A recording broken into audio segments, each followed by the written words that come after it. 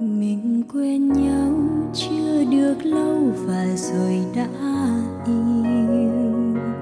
Tưởng đâu duyên sẽ đậm sâu bền chặt với nhau. Anh không ngờ tình yêu đến sớm và cũng kết thúc quá vội. Vội yêu nhau và chúng ta lại vội vã rồi. Từ đây em sẽ học quên những gì đáng quên, và em vẫn nhớ về anh một người đã yêu. Khi mà cuộc tình ta sang xa, chỉ biết trách bản thân mình quá vội vàng nên chúng ta để lạc mất nhau. Đặt bàn tay lên trái tim em, tự biết em không quên anh được. Có thật sự là ta sẽ quên, hay nghe nhắc tên thì tim lại đau. Vội vàng yêu nên đắng vai cay, giờ chúng ta chia hai con đường. Nếu định mệnh buộc ta với nhau thì ngày sau sẽ có khi ta quay về.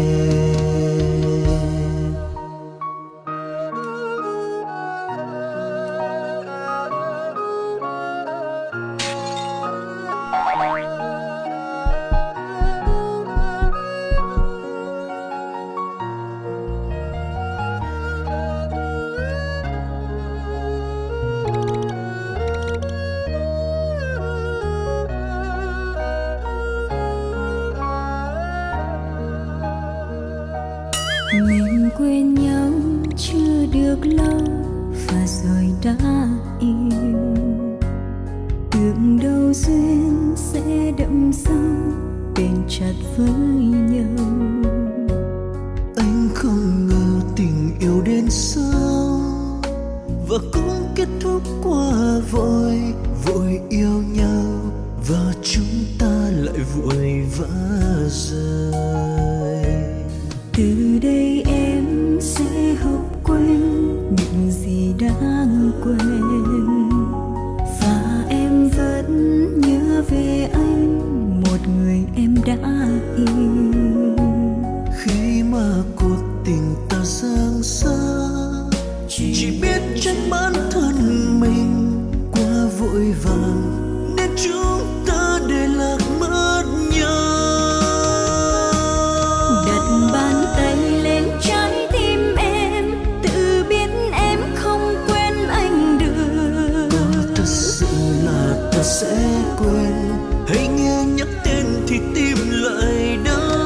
Vội vàng yêu nên đắng vai cay, giờ chúng ta chia hai con đường. Nếu định mệnh buộc ta với nhau thì ngày sau sẽ có khi ta quay về.